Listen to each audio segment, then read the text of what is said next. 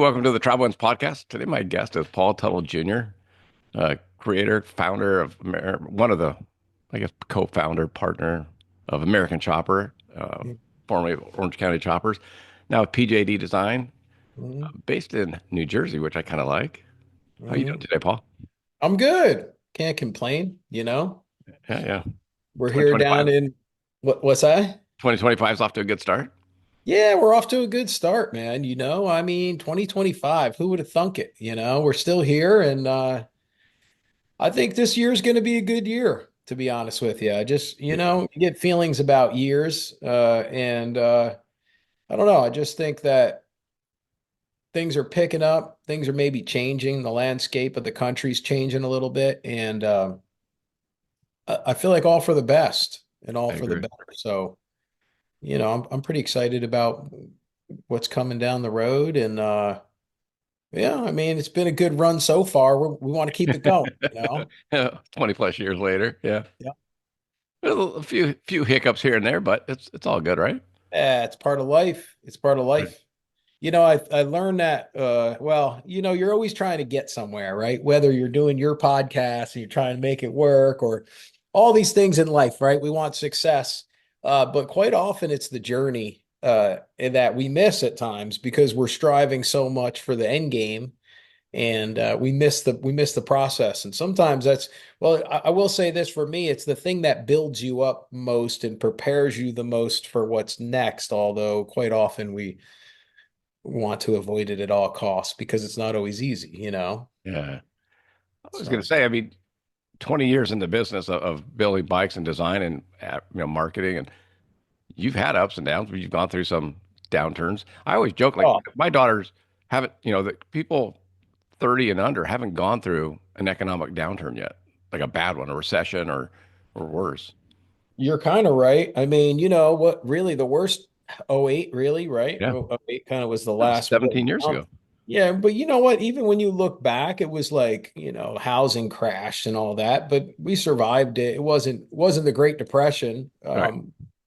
So, but you're right. And I hope we don't, knock on wood, right? Let's not, Yeah, exactly. hopefully they in their lifetime they never see the downturn. I know. But I've been I, through a few and they all suck. yeah. You get through them, they all suck. Yeah. I mean, me and my wife started Paul Jr. Designs right on the tail of the '08 Yeah. crash, housing market. And, I've made my living marketing and branding. Yeah, it's been in the way of motorcycles, but big brands is what Everything. is all I do. I don't build bikes for, I want to say average people, but it's always marketing budgets that are buying my motorcycles and Yeah. then they're using it for advertising. It's very, very unique, very niche. I'm probably the only one who does it. And when '08 hit, it was, nobody was spending money. Yeah. No brands out there were spending money, and we had just started my company. And fortunately at the time, I partnered up with Coleman Camping Company because I had a 1 year non-compete after separating, parting ways with my father. And Coleman was willing to work with me, and I designed a road trip grill, and it was a great Oh, cool. gig. And so for my 1 year non-compete, I had work, and it kept me going, and the show was still going. And then after that, we started the bike portion of Paul Jr. Designs, but that was like '09, and but it was tough, man. It was tough to find people. No, everybody was getting laid off and clamming up and no budgets. People didn't have budgets. They were using commercials from the year before. Nothing was Rehashing. fresh and new. Yeah. And so it was a couple years of really grinding it out. Fortunately, we had the show, which was the driver. At least we had that to sell from a marketing Yeah. standpoint, and people saw the value in it. And then we crawled out of that one over the course of a few years. But it ultimately did work out. But boy, it was tough. It was tough in the beginning, man. Yeah. There people were just tightening up. Everybody was getting laid off. People we had relationships with forever in big companies were just Gone. not there anymore. Everyone was scared. And that was my gosh, that was how many years? Maybe 20, how many years ago was that? It was 08, 15 years ago. 15 years ago. Yeah. So crazy, you know. It just came to me. Is there any, I hope I don't ruin this right. Is there any uh, thoughts of having a book?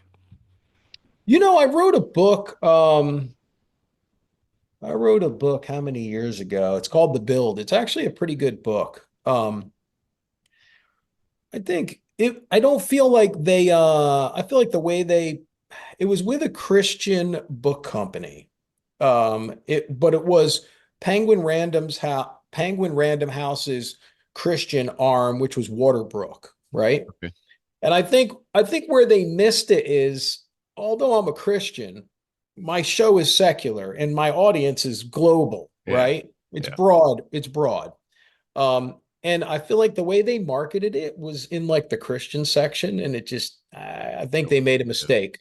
Yeah, because I think they kind of buried it. So I don't feel like that they promoted it. I think it was a kind of a misstep. And I tried to explain to them, hey, I'm not like a Christian singer where Yeah. everyone's looking for me in that section. I'm just a guy who builds bikes that people like to watch. So it's a good book. It's called The Build. It's available out there. You can get it anywhere, Amazon, wherever. But man, I think I got multiple books That's in what I was me, to be thinking. honest with you. And even design books. I think I could do books on the bikes that I've built. I mean, like maybe a volume of books talking about the hows and whys, the creative process, the nuances to the build, the types of things that happen during the course of them. I think that's a whole thing. Even if That, you, that would be uh, like, to me, I think that would be like a coffee table book. and it You would know? be really spectacular aesthetically, you Yeah. know? Yeah, it would be But like a big coffee table book, you know? well, just imagine breaking it out and seeing the Black Widow and Yep, the yep, Zephyr, and that'd be cool. yep. And then you Yeah, could I have got, diagrams of I was able, for years, we had a guy named Dino Petroselli who I still work with. He photographed all our bikes going way back. So every bike I ever built, with the exception of one or two that had to make a deadline that I had no time to get into the studio, right, he shot all my bikes. So I have like every bike I ever built, I have maybe 75 to 100 high pictures res. that Yeah. are spectacular, high res of every single angle, detail, every nut and bolt, every kind of lighting, black background, white. So I'm very fortunate to have had him all these years to catalog that stuff because if I didn't really think about it, they would have came and went. And at this stage, I really wouldn't have the visual Yeah. aspect, you know. And that catalog to me now is really important. We use it for marketing purposes. I mean, we use it in every kind of way. And as time goes by, it gets more valuable because I own the artwork, right? Like, if let's just say, like, it's a bike we did for Geico, you know, the U.S. Armed Forces bike. They own the bike, but I own the image, Yeah. which is fun because I own the artwork side of it. So I can do all kinds of stuff with that, you know? That's something to do. That's something Yeah. in your spare time. Yeah, exactly. I was gonna say, I didn't know you were doing as much public speaking. So how was that? It's good. It's good. Keynotes are tricky, man. I do them well, but working up to them, I get nervous. Oh Uh, yeah.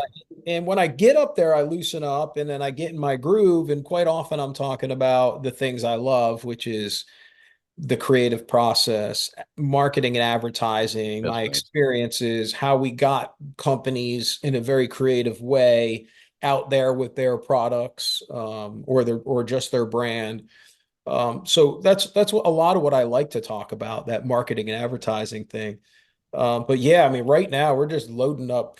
We already got like 10 appearances lined up this year coming, and I don't think we're halfway done. And I like doing them, and they're all different. They're bike shows, car shows, speaking engagements. They're really rangy. I have noticed in the past, I'd say like a couple years, there's always been an appreciation for American Chopper because we're groundbreaking and around for so long, right?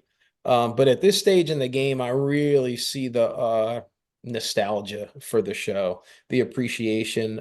People reflect back Sure. maybe to when they had loved ones that are no longer around, that they used to sit and watch the show like every Monday night when people used to have to get together to watch television. We were still of that time period, right? Yeah. Yeah. And even pre high def, right? We brought in the high def era. Our show was very popular when that whole thing transitioned. Uh, Pre DVR, pre all this Oh yeah. internet, I mean, yeah, So, pre-YouTube, pre-everything. yeah. So I think when I look at the big picture and we had such an impact on people, and quite often, corporately, like as a family, people would come and the whole family would watch the show, and you had to watch it Monday night at 9 o'clock, and everybody had to be there. Yeah, And so I think that's a neat thing that's more than gone. I really don't think we'll ever get that back. totally. Everybody's buried in their phones, sadly, including myself half the time that I got to like put the dang thing down. But you go into a space, into a room, in a living room, even, right, in someone's house, and if it's a family of four, everyone's on a device. They're all looking down. Go to restaurants, everyone's on a device, everybody's looking down. And I don't see it getting better. I see kids at a younger age getting more savvy. And I don't want to go off on a tangent with I know. that, but I No, do feel like that socialization of what like a show like ours meant in the conversations that would take place during it, I don't know that that is existing quite the same way anymore. I mean, everybody's going to streaming, and Netflix now has yourself wrestling. included, right? Yeah, and yeah, right, myself included. I mean, that's the future. Yeah. It reminds me of when I was young, and they thought cable television was a crazy idea. Like, who's going to pay for it, right? And it was a new idea, and then cable television became, well, a phenomenon, and And now that's kind of went gone. from radio to cable to internet, and that's where we are, and it just seems to keep going in that direction more and more. Well, my wife and I were talking about, I came in at the tail end of 8 track, I mean, because it was in the 70s. Yeah, I remember more than once getting in trouble from my dad for jacking up one of his 8 tracks, yeah, pulling it out too fast, yeah. and then cassettes, and then CDs, and then, I mean, you just go through the whole I progression, know. I know. Antiquated, all of it. Think all of it. about it. Yeah, Even yeah. CDs are like, what's a When's CD? the last time you used a CD, right? You know what I'm saying? It's Yeah. crazy. Yeah, we're getting old, I guess. But Hey, I mean, it's so. where can it go?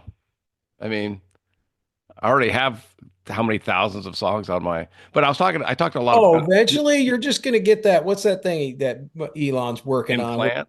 Yeah, that's it. You close your eyes and you turn the TV on. You know what I mean? It's all up here. I'm serious. I think that kind of thing is probably where it's going to end up, some kind of crazy place. I think it's gonna be like the Matrix where they plug you in and I want to learn karate. I think we're almost there, man. I'll be honest with you. AI's got me nervous. I don't think it really does. Yeah. It does. And it's not even like I know all that much about it. I just know enough about it that how smart it could be. Yeah. I know that And it's only getting smarter. it's only getting smarter. And I look at someone like myself, maybe this is a selfish viewpoint, but I think about what I know and do in the uniqueness I am, Yeah. right? The way I build motorcycles creatively, the way I do design, the way I think. And that's my value. I go and I do appearances. I talk about it. I build the bikes. I could build interiors. Yeah. This all up here. God has given me this creative mind that's very versatile. And then I think, well, what if a program could take everything I've ever done and then apply it to like 100 other artists, right? Equally good in their own medium, and then offer that The amalgamation of all of it. or offer it for free. Yeah. Oh yeah. How do you compete with that? It's just a scary thought. In my mind, I'm just looking at it in terms of what I do, but that's just a little micro dot in the grand scheme of how the world would work. You're gonna I mean, make me go on my AI, Paul. huh? You're gonna make me go on my AI because what I'm gonna type in the DALI, which is the drawing program. Yeah. Excuse me. I'm gonna type in design a motorcycle, chopper motorcycle along the lines of Paul Teutul Jr. and see. Oh, you have that already? Yeah, Dang, you can see? do that. I could do it right now if you wanted. It'd be scary. That is scary, man. This is what I'm talking about. And I don't know how you regulate it because I don't think you can, because I think the upside for some people who have a lot of money and power is so great that they're not really too concerned about the rest of the world. They're just concerned about creating some situation that will make them, $1 trillion. I've heard the common theme I've heard, especially among the business people, is AI won't replace you, but the person that knows how to use AI better will be the person that replaces you. I think the first stage would be the guy who knows how to use it better. I think the second stage is just AI going Doing into its a own place thing. Yeah. yeah, to not that we don't understand how they can get there because it's going to be that smart. Like they're it's like playing chess. They're a million moves ahead of the greatest chess player Yeah. right now. So how can you predict what it could or can't be? You know, I mean, maybe it will be for the better, but most likely the downside will be, I think, great. But I don't know. I don't know how we got on this topic, but I just think in terms of this stuff, and I miss the old days when you had to watch American Chopper at 9 o'clock, you know? Well, for me, I can tell you, I think it's for me what the show resonated. I can tell you is I was you, and my dad was you. My dad was your dad. Yeah. My dad was from Cleveland, Ohio. Yep. His dad was a motorcycle cop in Ohio who was not as friendly to my dad in the younger days. I think that's a very common thing because I think as much as my father was Paul Sr. and, a He little was, rough around the edges, I think the generation before him made him look, pretty good. yeah, And I think that's pretty typical. And, I think those generations come from a harder life. I think it was a harsher time period. And they were, I don't know, tougher. well, my uncle told me a story. My dad would never tell me. My dad, the old 50 bikes, the Harleys, the cop bikes, all the radios were in this hard saddlebags, and they were tube radios. And so my I've grandfather seen those. I've seen those bikes restored with the tube with the radios tubes. in them. So my grandfather came home for lunch one day. My dad showed off to his friends, got on the bike and dumped it, which broke all the tubes. And my uncle told me, he goes, I thought Grandpa was going to kill him, like was just beating him and just Oh, you mean he got it beaten? oh yeah. And Yeah. he said the main thing he always used to tell my uncle and my dad was what do you do? Call my friends. Yeah, yeah, right. And even back then, who do you Back in the call? 50s, what I mean, You minded your own business. there was I no don't body cams. condone it, but I also see it today, and I think I mean, you can't. I mean, there's a lack. I have a soon to be 10-year-old, and Yeah. I am as guilty as every other parent in this day and age of 2025 of maybe not, putting my foot down as much as I should. Yeah. But you will like my daughters now literally tell me they thank me for being a little stiffer and I mean they were Yep. like the last ones to get phones, iPhone, cell phones. Yeah. I'm like it wasn't it wasn't even a choice. Like you're not getting a $500 phone. Yeah, yeah, yeah. Yeah, we're pretty conservative with that stuff, but man, I'll tell you, this technology is becoming such a necessity for socialization, and Yeah. it's, Well, look what we're doing now. I know, I mean, me in New Jersey, you in California. having a live conversation. I do this with my daughter who's in Tennessee and Yeah. Oh, and my I got to granddaughter. tell you, this right here, it's pretty good. Yeah. I'll say, especially if you have family. I mean, you do it on your phone now, right? I mean, we Yeah. don't we Yeah. don't need to be on computers, but I think that that's been a really good thing for people who live far apart and they can get, FaceTime with each other. I mean, you could see someone who's in Australia that, is your relative or whatever. I think a lot, especially military, is able to do this kind of thing and see their kids. And so I think that aspect, it's not all bad. Technology, even when I look, if I look at the years of me building bikes from the inception, from when I started, and what was available to me, which was minimal, right? Cutting Yeah. wheel and a grinder, and we built great things. But as time went by, we got our water jets, we There you got go. our CNC. CNC machines, and a combination between working with your hands and technology is really how I built some of the more spectacular works of art through the years. But it is a balance because you have to have the creative. You can't just let something else create it. Yeah. But you have to have the ability to execute your thoughts. And so I think that's where like old world craftsmanship and modern technology can really be a good matchup. So you're traveling more than I expected. I mean, between the keynote speaking, doing presentations for companies and trying to get new business. How is Mhm. that with the almost 10-year-old and then the wife that actually loves you? It's not been that bad. You know why? Because I compare it to what my life was for a long time. I mean, especially from the beginning, probably the first 10 years of the show, the first decade of the show. Uh, Compared to anything I'll probably ever do moving forward from a travel standpoint. I'm never gonna, it was a whirlwind phenomenon, this show, and it required a tremendous amount of travel, not just for marketing for the show, but marketing for the clients we were working with, the unveils, the appearances, the talk shows. They're all in California, and we stayed in New York. So I mean, we would go. It was an insane. It was never-ending travel. We really over a 10-year period. It really it wears you down to nothing almost. There were times where we would just work, and we worked around the clock when we were home. Yeah. So we were morning to night trying to get stuff done, trying to make not just deadlines for the clients, but deadlines for the show edits TV, yeah.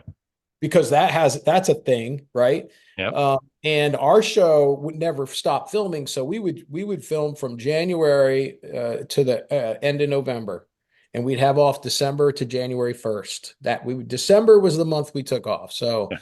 11 months out of the year, we went wide open. There were no breaks. We didn't take vacations in the summer.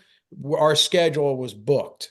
Yeah. And even with the team of people we had, man, it was everything to do to fill that responsibility. And it was taxing. And when the show hit, I hadn't even really been out of Montgomery. I think I was in Florida for a class trip, and that was it. So I was not very well cultured. I was like Podunk, Montgomery, New York, And so it was a bit of a culture shock Oh, traveling the world pretty much immediately, And then the success and the fame that came with that was something to manage. It was a bit overwhelming, I'd say at times. so I was going to ask you, is it, it's got to be a little strange. Like, you go to the airport and you're like, I'm just going to the airport. And all of a sudden someone goes, hey, Paul.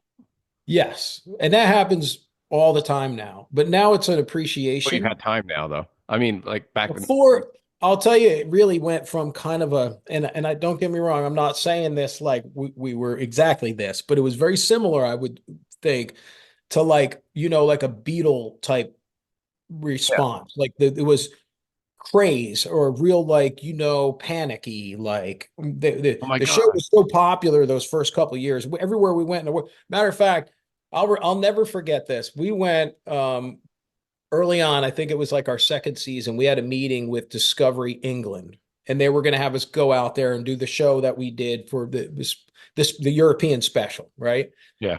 And we were doing a ride London to Brighton, and we had they actually came in from Europe and said, "Hey, we're going to do this ride London to Brighton." And we said, "Look, just do us a favor. Just have we need security." And they said, "Oh no, no, No, you'd be fine. English people are not like Americans. They're respectful. Everything will be fine." So we first of all, the first place we go is the Ace Cafe, and we signed some up. Overwhelmed. The same ladies that were telling us the people who are English are not like that were getting run over top of by people, right? Like they were literally trampled. So they got us out of there and on the bikes, and we started on our way down to Brighton, right? Which was fine because we were on the road and we had a couple cops in front of us. We get into Brighton and they hit it because they're advertising us being there. There's like 100,000 people.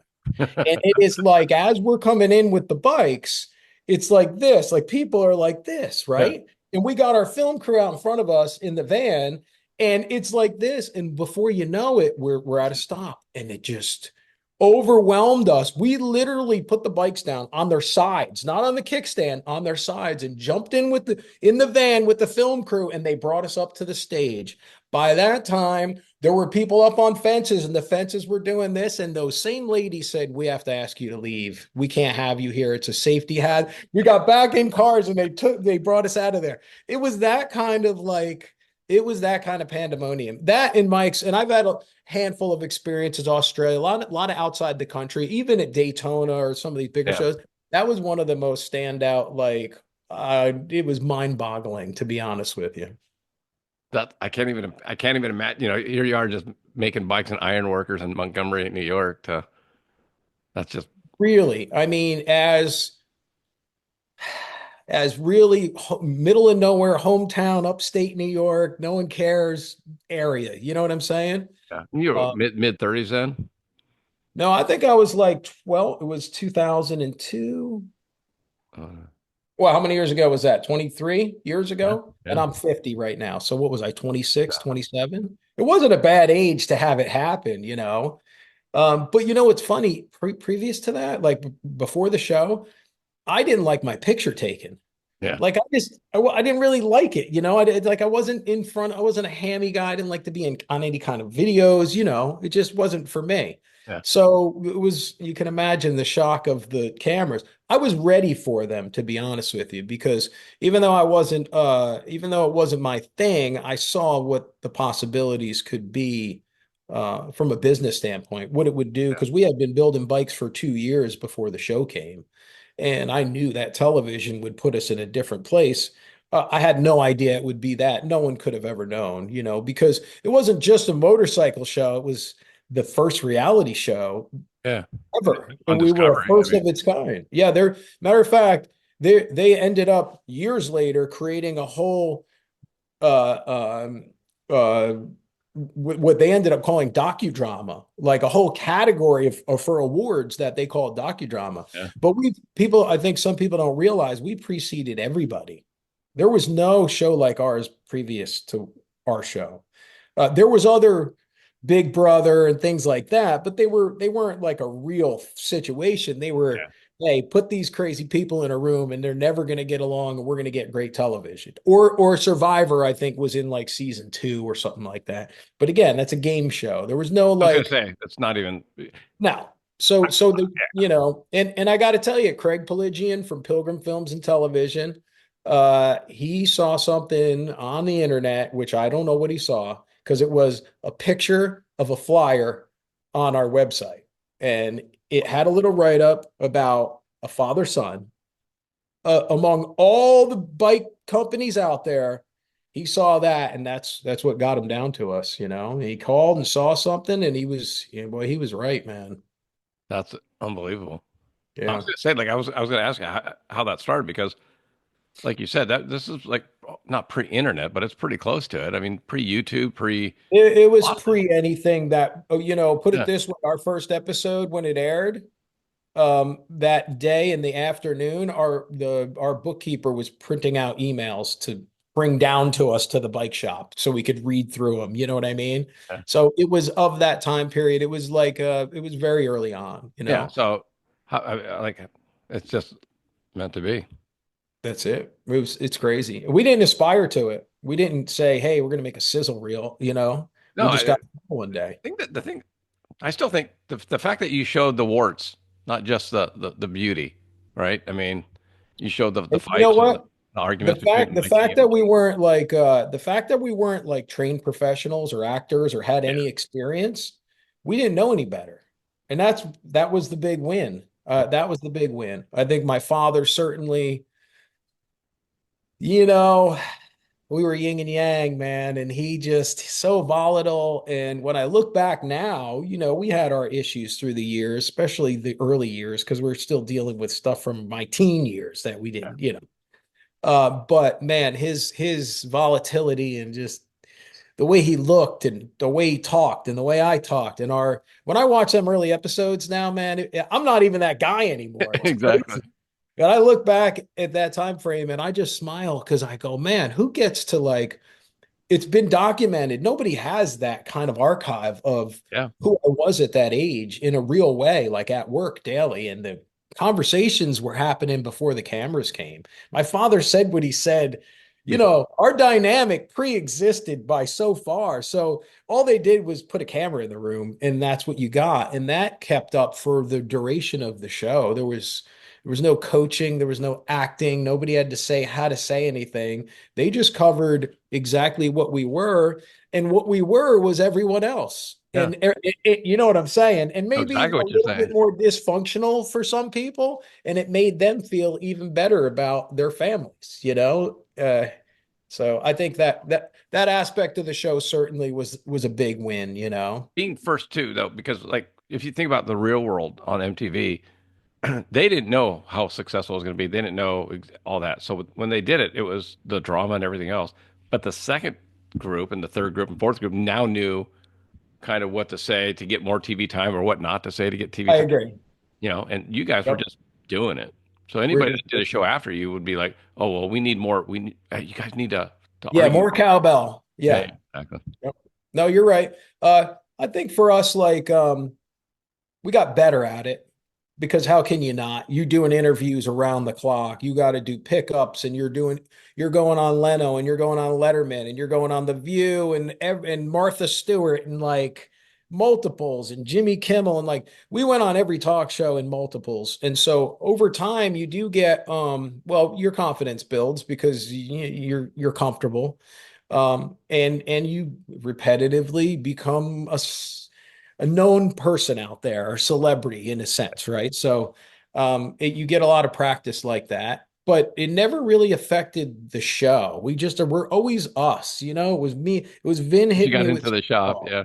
Yeah, it was always that shooting firecrackers, burning this, blowing this up. That's the stuff we love to do, whether the cameras were on or not, and the cameras were always there. Yeah. So pretty interesting. Pretty interesting. How do you, it's gonna be it'll be interesting because Hudson's now of age where you can kind of watch some of that stuff. Yeah, I can't. He's not interested. It's funny. He I've will tried be to at get him some to point. watch it. He asks questions. He always asks about my dad. I think people say some things. So I've had to answer some of those situations because it's obviously out there. But he's not.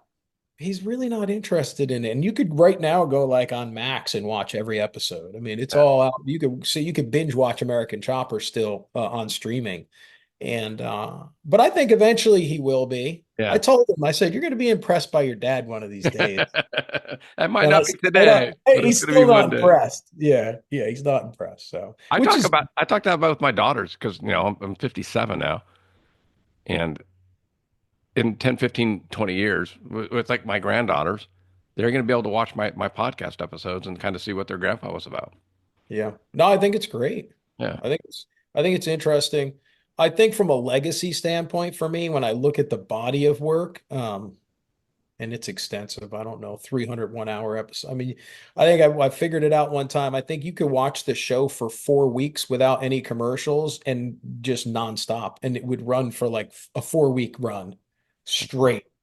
Like that's a lot of hours, man. So A I lot don't of know. years. Pretty interesting, and I wonder where it goes. I'm 50. I think about legacy a lot now. I think about the bikes I built, maybe how I would get some back, and maybe even, I always thought like this. Like I think even especially when me and my father parted ways, when it became senior versus junior, Yeah. uh, I didn't. There was a lot of pressure to compromise at those times. They really wanted this. But yeah. And I feel like from my father's side, there was a lot of that coming at us. Like there was a lot of anger, a lot of like, and from our side, we were just moving forward. And I knew at the time I could not engage in that. What would have been maybe a bloodbath. It would have burnt out very quickly.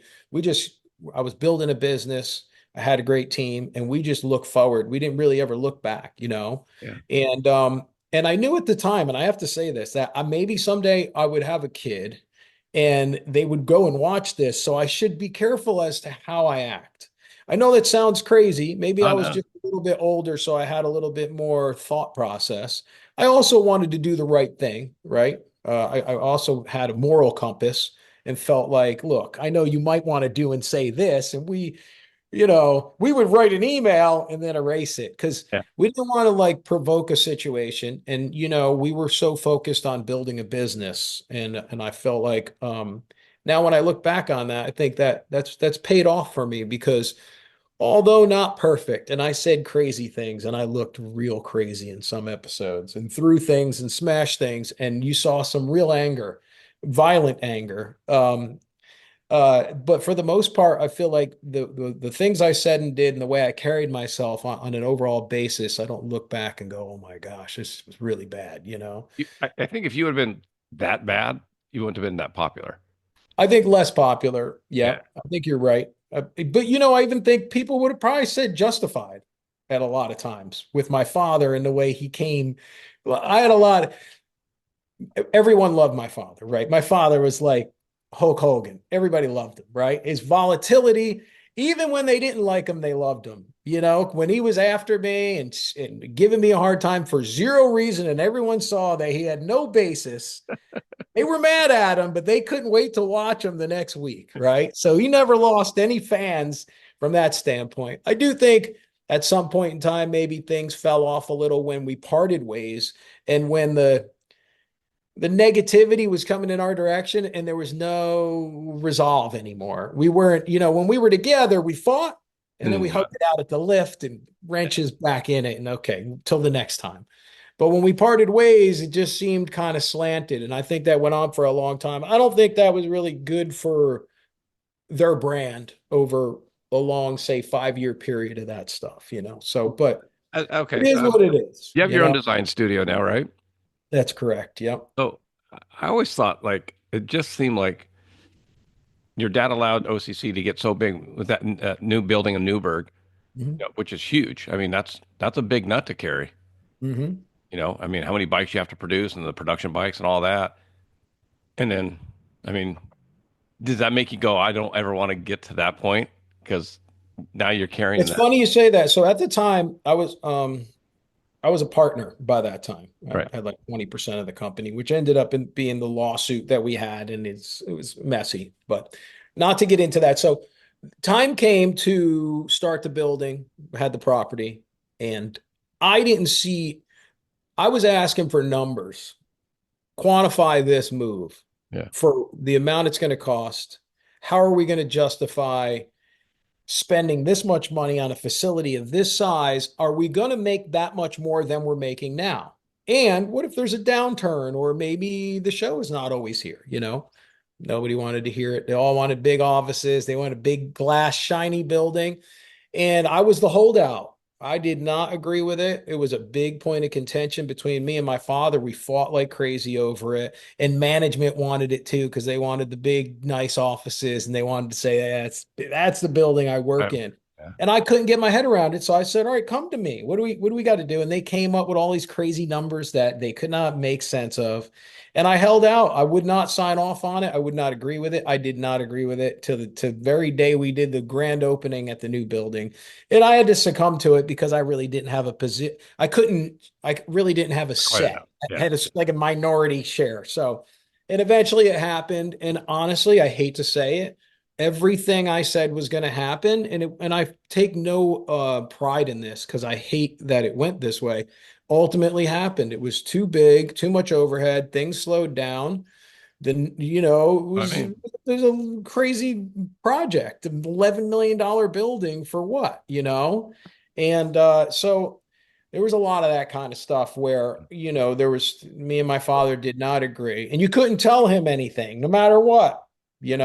but hopefully that's in your mind now, right? So when you go, hey, I want PGID, but Yeah, I mean, let's not. I don't think in terms of that. I mean, I don't ever want to grow so big that it's a problem. Yeah. I would like to operate at that level and have it be successful and have a tremendous amount of forethought.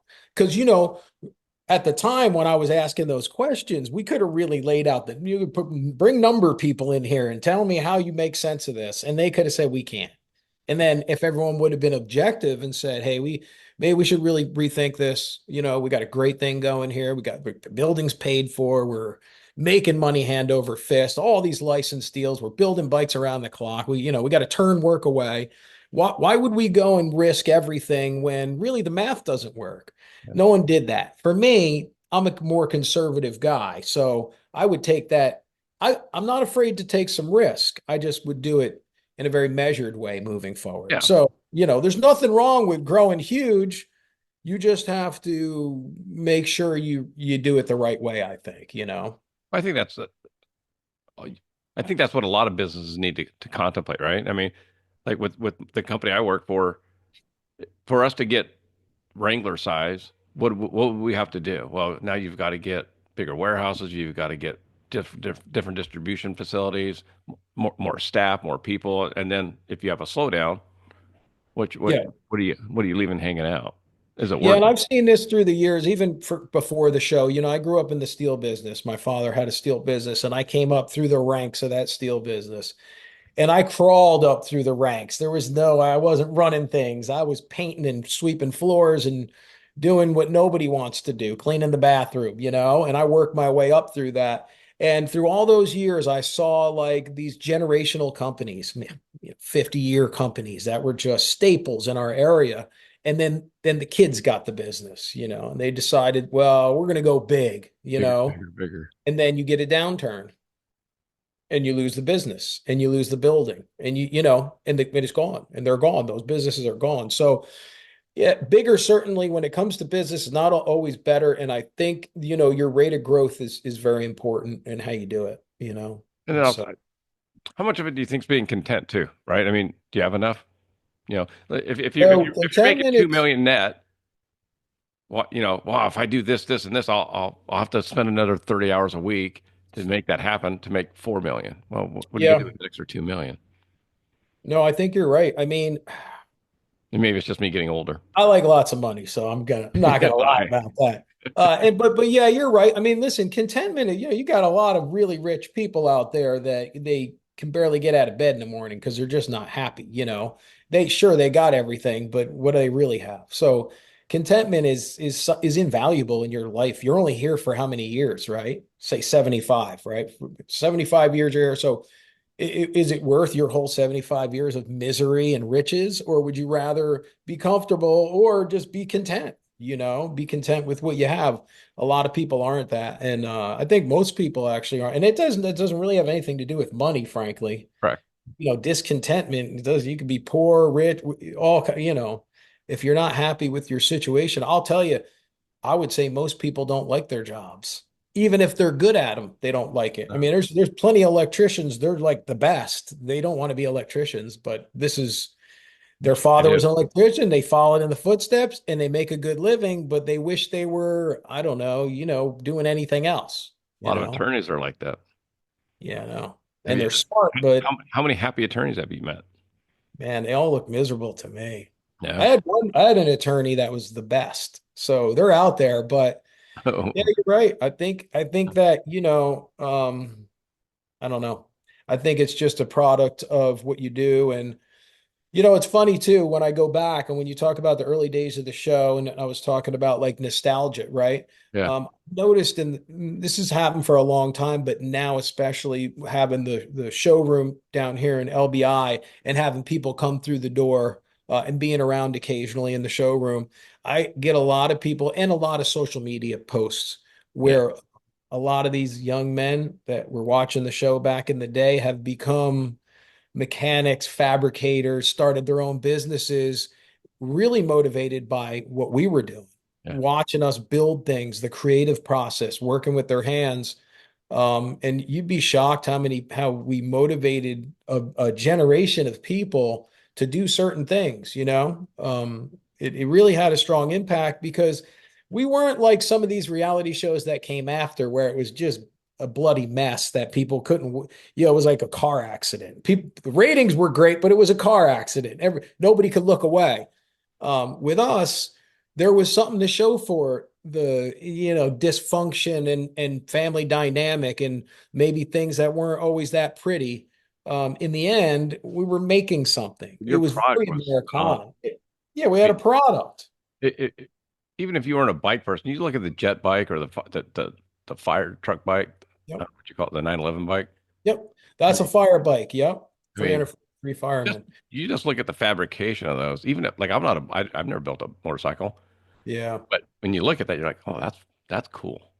Yeah, when I look back, like I think one of the things I really brought to the table, because my father, obviously, we know what he brought, right? He Yeah, brought the Hulk fire and Hogan.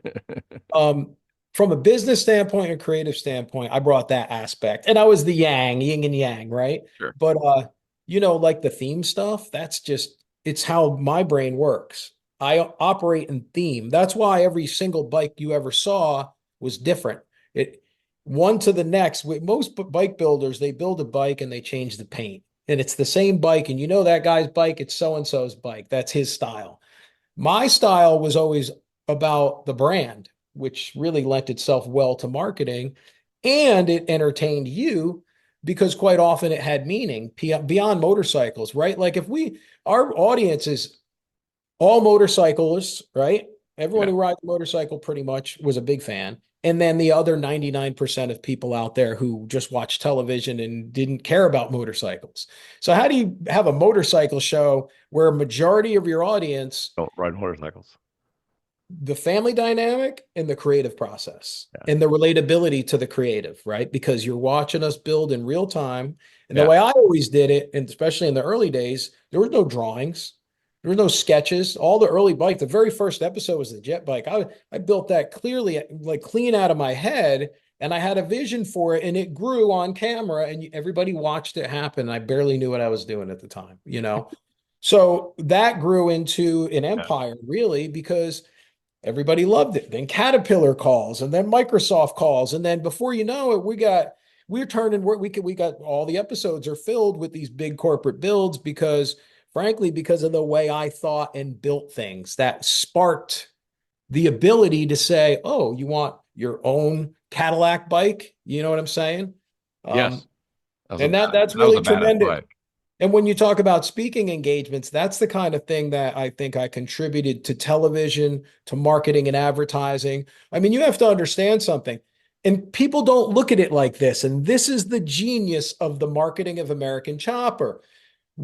We marketed a full 1 hour commercial that people did not feel sold to through, but we sold you a brand through our process every Absolutely. episode. And no one ever felt it. It never felt like here's the can of oil or here's the buy this. It was fully integrated. It was done creatively. It had great balance. And you can give credit to production to a certain point, but they did not make the show. The show was there for them to cover. Does that make any sense? Yeah. Yeah. But you didn't have any sense in or you didn't really have a say in the editing, right? None. So I mean, Nope. Never, I'll tell you what, no, never. Here and that was a testament to the show, although hard at times, yeah. because sometimes we didn't like the way we looked. A lot of times. Me especially. But we never had any control over editing, and I think that made the show better. We weren't, my father and I weren't in there. Oh, take this out. Take no. You got what you got. Some days we came in on a Tuesday morning. I wasn't happy. Most of the time, it was my father not real happy. Oh, they made me look bad. No, Dad, you made yourself look That's how bad. you No, look, they folks. couldn't make you say all of that and then smash, the Yeah. glass window and walk out of the door, right? So, I mean, I feel like from that standpoint, we had no control, and I think that was a really good thing ultimately. And Because you guys, if you had more say, you would have wanted the Geico name in more or whatever. But I think oh, you definitely, had, I would have branding wise, yeah, yeah, yeah, and that's what that's made it what. not feel like So it was a Geico commercial yeah, or it's Microsoft or interesting. whatever. Yes, maybe, but not really. I think, see, for me, like, especially when the show split, I had my clients, they had theirs. Yeah. And I got so good at being consistent with the brand messaging because I almost wanted everything I said to be on brand. See what I mean? Hmm. And it's not like I was selling. I would talk about when I described how and why we were going to do something like the set of wheels, I would incorporate the name Geico. See what I mean? It's very subtle, but over time you have to do that because I'm not going, hey, put Geico in here, put Geico in here. I want to make sure my client at the end of the day, when that episode airs, which I have no control over, goes, wow, that you really represented us well. And quite often I'd get a call from another company the day after the show saying, hey, we watched the episode last night. We're such and such company. This is what we do. Would you build us a bike? I would get so much work out of the way we positioned ourselves to get the brand and or their product out there. You know what I mean? It was done well. Like you said, wasn't shoved down your throat, but it You was. didn't feel sold to. Yeah. Yeah. Yeah.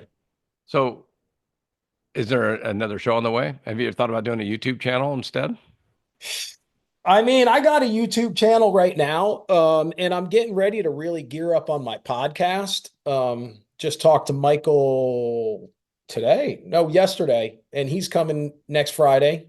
There you go. He's I have a few episodes of a podcast, but I really am kind of re-kicking it off. I got a whole different, I got a good team here. I'm going to be doing it out of my showroom, and my setup's way better. But Michael's going to be coming on. I talked to Vinny, I talked to Cody.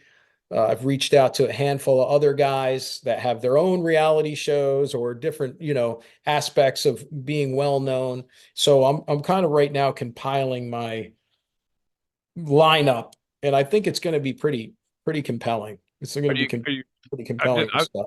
I'm just curious how you do it because you could easily convert part of your podcast into the next Geico bike. Insert brand name here, but Yep. because then you can interview the people from the show or make that part of the podcast. I don't know. There are a lot of people Yeah, that yeah. are I doing think, a full show. yes. I think there's a full integration opportunity there that Yeah, is probably at a different level than the past. Because, so for me, we are working on some different things. Let's just say a show with, what's next, like what I'm doing, me and my wife, right. my son, what's happening? How are we? What, a podcast, building bikes, all the different dynamics that happen inside of my world today, right? That's a thing. Podcast could be a part of that, right? Yeah. Just portion of a show could be, oh, we got so and so coming in today, right? And then me and my wife do creative. We come up with show ideas. We pitch them out there. So we've been working on some different really good concepts, a couple competition shows that we have that are really unique that I've been really thinking about for 10 years, trying to find, because there's some formulas out there that work. It's just hard to get them to work in other capacities. And so, 10 Hard to get it years convert later, over. Yeah. boom, I'm having a conversation, and then I start to get like revelation for what could be good. The good thing about it is I have almost I have almost more experience, or I think I'm even better at like making content and coming up with ideas than say even building motorcycles per se. Because in my mind, it's the same exact Yeah. thing. You're doing the marketing, Vehicle you're with them. selling the idea, you know what a show needs to be from top to bottom, not just you got to have characters, you got to have compelling content, you got to have risk reward. And how do you put all that together to make something that everybody wants to watch? It's not an easy thing, or else everybody be doing it. But it's kind of like building bikes, for big brands and making television. It's To me, it's just creative. And I would say this, that above everything throughout all the years, that is my biggest gift, is having a creative mind. And my wife, frankly, is in lockstep. We're together, we're like a powerhouse couple. Pretty awesome to feel that way, huh? It's good. Yeah. Good stuff. Yeah, I'll give you my idea of a competition show. You ready? I don't know. I can't take any solicited ideas right now. Okay. Imagine having a millennial, or what is it, Gen Z now, even the younger ones, and say, we're going to put you in Los Angeles. We want to get you to Miami. You got to get to Miami for $100,000 reward. No smartphone. Yeah. How would you do it? Never. I like it. How would they get there? We used to do it. I don't know. Honestly, there's no way. There you go. There's ways. Yeah. Got to figure it out though. Yeah, like a map. Yeah, yeah, like a paper map. It's so funny you even say that when sometimes we travel, and my wife's always like, I'm driving, I drive everywhere, and she's the man. Hey, turn here, go here, stop. Whoa, we're coming up on a right. Oh, what? We Yeah, do that the whole drive. And she was like, I used to do this for my father, but I, open up the glove box and pull out the map, and yeah. be like, all right, and Mine's she's good at that B4. stuff. Yeah, she's good at that. She could totally get across. She can get across Europe with a map. You know what I Yeah, mean? Not me so much, but yeah. Maybe someday. maybe. How do you want my listeners to follow what you got coming on? What you got a website? Your Yeah, so I mean, podcast? we got our website, Paul Jr. Designs, but mostly on Facebook. Okay. Paul Jr. Designs on Facebook, Instagram. I think that's where is Paul Jr.? Oh, Instagram's Paul Jr. Instagram's Paul Jr. Designs. We got a TikTok. Maybe for a few more days. Yeah, yeah, for a few more days. I think that you think it's going away. I don't know. So Yeah. I don't know. We Yeah. need another Elon Musk to come in and buy it. I think you're right. It's got to get controlled so the The Chinese aren't the old owner spying. of the Dodgers put in a $20 billion offer for the U.S. piece of it. Wow. Right. Yeah, that's a smart move. That's good money spent, I think, because TikTok, it's funny because we never really did anything with TikTok. And about, I don't know, maybe 8 months ago, we're like, how come we don't have a TikTok? And we don't have like huge numbers on our TikTok, but when we post, our numbers are like massive. Yeah. So the TikTok does really well for us. For whatever reason, we do big numbers on there. People are Our in. rodeo, we did, we were at the rodeo in Vegas, and our bargain booth went viral, like several million hits, Really? several million. Like influencers went there and came back and thanked us because they got 1.2 million hits in like 2 days. Wow, that's great. And so like we did I mean, just phenomenal numbers, all because of TikTok. Yeah, that's great. That's crazy. Yeah, so social media is pretty much, right now where people can find what we're doing and The what's going on, podcast. where we make our and the podcast and where we make our announcements for all these appearances we got coming up. We got some exciting stuff we're going to be putting out there. We're not quite ready to share with people, but as time goes on in this year, probably in the first quarter of this year, we'll be making some announcements about some pretty big things that our audience is going to be excited about. And I look at our audience like my social media, right? But like when I think about our audience, it's like a billion times bigger. It's the globe, right? Because American Chopper afforded us a global audience, 200 countries and territories and 90 languages. And we were popular in all those countries. Yeah. So when you think about the appreciation for the show and how long we were on for, that audience is still right there. Not every show you can say that for from our time period, like when we started. Shows from 20 years ago have some appreciation, but not necessarily the fanfare that has staying power. And I think that's really a testament to not only being a groundbreaking show, but the type of content we put out there for people. Well, fully agree. It's going to be interesting to see how the Gen Zs, because the 20-year-olds might not know of American Chopper because Oh no, it's they weren't even crazy. born, you know? It's how you know you're old. My 10-year-old, I was talking to my wife the other day and I said something about Justin Bieber and he goes, "Who's Justin Bieber?" You know what Exactly. I'm saying? Like, what? This kid doesn't even know Justin Bieber. He's 10. I guess in my mind, I'm back still in 93, but Yeah. that's kind of it. So it's the verdict's out on that stuff. But I Good. do think this, I do think that good content holds up. It's kind of like, 100%. because you can watch some shows and you're like, oh man, I used to love that show. You put it on, you're like, I can't watch this, right? That's not American Chopper. Some shows date themselves and you just can't watch. They were great at the time. Yeah. They don't have the staying power. And I'll tell you, good design is like that. Because even if I look up at some of my bikes, like sometimes I'll go to appearance for like a client that I did a bike for 15 years ago, and I show up and I'm like, this bike looks amazing. I mean, it looks like I built it today. And so I feel like good design is like that. The Black Widow's like that, the first of the series. And I look at that bike every day. It never gets tired. It never gets old. It never gets dated. And I think anything of good quality, whether it be television or design, it holds up. It stands the test of time. Did you build the Black Widow Roadster, or is that just a drawing? I did. Yeah, I built that for a client. Badass. Yeah, I built that for a friend of mine, Sean Downs. He owns a company called um, Universal Property and Casualty Insurance Company. They're a big, yeah, it's a mouthful. They're a big home insurance company in Florida. And I built him a bike and I built him that car. What a great company and what a great guy. We had a lot of fun. He would have us come out he would rent these big yachts and have like these big parties, for his company. And he really was a very generous guy. And we had a lot of fun back in those days. And he challenged me to build a car. He had no idea what it was he had no idea the theme or what it That was going car to look was. like. That's a car that I would love to maybe get out there a little bit more because we built it for him and it just went to him. It never got toured or anything. But that car is another thing. That thing stands up. It's a 33 Ford Roadster with a Yeah. big motor in it. We did like a web top to it. I mean, it looks like a superhero car, you know? That's why I asked you because I saw the profile picture. I It was like, looked like a rendering. He thought it was a yeah, he rendering, could have right? drawn that because Yeah, yeah, for sure. I don't Yeah, remember no, seeing that on any show or anything. I was like, oh, no, it that is wasn't. a car. We did it off air. So Got to get some of that footage or something I know.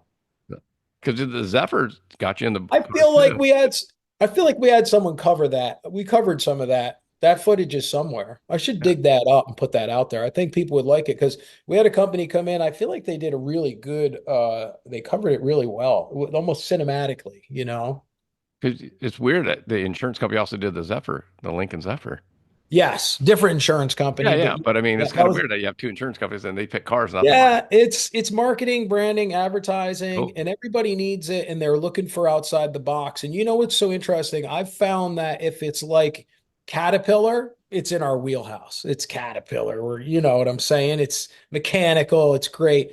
But if it's like we did a bike for a company out in Sunnyvale, California, called Cepheid.